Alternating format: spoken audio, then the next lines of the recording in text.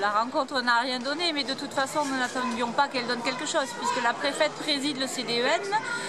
Nous voulions juste lui lire une motion qui précise pourquoi nous ne voulions pas tenir cette réunion, parce que nous n'avons pas assez de postes pour faire fonctionner le service public d'éducation dans le département et qu'il fallait une rallonge budgétaire.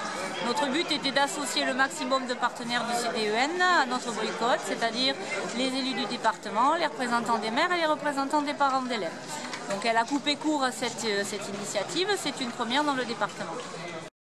Donc c'est bien la première fois que dans ce département, un préfet qui préside donc la réunion CDEN se permet de refuser la parole aux représentants des personnels ou à quelques membres que ce soit du CDEN. C'est une grande première et ça ne montre pas une volonté, malgré le grand débat national, une grande volonté de ce gouvernement à effectivement discuter avec les gens de ce pays.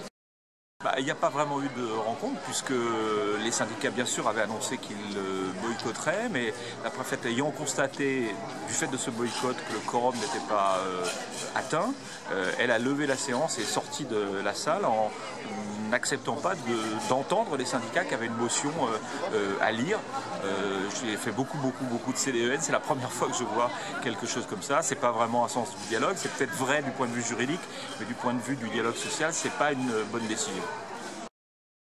Compliqué mais sans surprise, il n'y a plus de postes budgétaires créés pour les enseignants alors qu'il y en avait 10 000 par an au cours du précédent quinquennat. Lors du précédent quinquennat, le Gers, malgré 500 élèves en moins, avait gagné 8 postes d'enseignants.